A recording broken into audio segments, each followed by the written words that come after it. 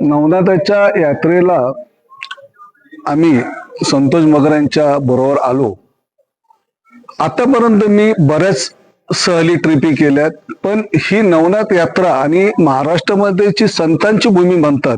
संत किती आणि आपण सहली किती आणि अष्टविनायक किती किंवा अक्कलकोट महाराज सगळे बरेच महाराष्ट्रामध्ये आपले सण, पण नवनाथाचे संत आहेत आणि समाधी आपल्या महाराष्ट्रात आहेत हे आतापर्यंत कोणी कुठल्याही गोष्टीची याच्यावर चर्चाच केली नाही. आणि या कोणालाच माहिती, फक्त नवनाथाचा ग्रंथ हे बहुतेक लोक वाचतात, पण त्याच्या पलीकडे कोण जात नव्हतं. आज संतोष मगरांच्या यांच्या कृपादृष्टीने बीडमध्ये आहेत, लातूरमध्ये आहेत, जे जे जिथे समाधी आहेत तिथे तिथे आम्हाला त्यांनी दर्शनाला घेऊन गेले. आणि प्रत्येकात त्या ठिकाणी आम्हाला ज्या शाली घेऊन यायला सांगितल्या, 12 शाली आम्ही आणल्या. प्रत्येक शाल देताना त्याच्या तिथे आपल्या त्या शालीचं महत्व किती आहे ते महत्व त्यांनी आम्हाला पटवून दिले. आणि तुम्ही का शाल वाहतायत, इतर काय गोष्टी करतो आपण दर टायमाला सगळ्याकडे नारळ फुलं हार बीर वाहतो, पण इथं काही नाही, फक्त एक शाल द्यायची, दर्शन घ्यायचं आणि त्याचं पूर्ण माहिती त्यांनी आम्हाला प्रत्येक समाधीची म्हणजे मच्छिंद्रनाथाची असू द्या इतर सगळ्या गोष्टींची त्यांनी नवनाथांची सगळ्यांची माहिती आम्हाला पूर्णपणे समजून सांगितली आणि त्याचं महत्व सांगितलं. आणि हे दुर्मिळ भागात आहे, पण दुर्मिळ भागात छोटीच गाडी येते, मोठी गाडी 50 सीटरची येऊ शकत नाही. पण ह्यांनी जी 18 ते 20 लोक घेऊन आल्यात, एवढं मजेशीर आणि एवढं घरगुती टाईप आम्हाला त्यांनी दर्शन दाखवलं, दिलं आणि हे केलं.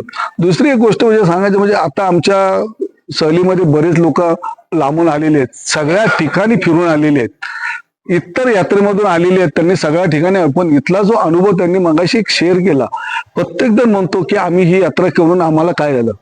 ह्या यात्रेमधून एक वैशिष्ट्य आहे की कुणी कुणावर काही बाधा येते, हे नवनाथांनी त्या सगळ्यांच्या सोडवलेले आहेत. आणि हे गुरु, ह्या गुरुच्या जर चरणीमध्ये आपण गेलो, त्यांच्या आपण मस्तक झालो, तर आपल्याला आलेल्या इड्यापिड्या ज्या आहेत किंवा संकट आलेले आहेत ते छोटे होऊन निघून जाऊ शकतात.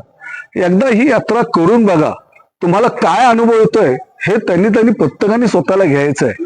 आणि घेतल्यानंतर तो अनुभव लगेच येणार नाहीये, एक 8 दिवस 15 दिवस 15 महिनाभर यानंतर तुम्हाला त्याचा अनुभव मिळेल. तुम्ही म्हणाल मी काल यात्रा केली आणि मला उद्या लगेच रिझल्ट मिळेल, तसं होणार नाहीये. परंतु सगळ्यांनी हा विचार करा की ह्या यात्रेचा आनंद कसा घ्यायचा आणि यात्रा कशी करायची. आणि नवनाथाची यात्रा ही एवढी सोपी नाहीये, हे कडक देवस्थान आहे. देवाच्या नंतरचे जे आपण म्हणतो हे नवनाथ आहेत, आणि नवनाथच्या नंतर हे सगळं संत साधू आहेत. तर संत साधूच्या अगोदर नवनाथ किती कडक होते, काय केलं या महाराष्ट्रामध्ये, इतर लोकांच्या ठिकाणी लोकांचे प्रॉब्लेम किती सॉल्व्ह केले, त्या गोष्टी आपण इथे जाणून घेतल्यात.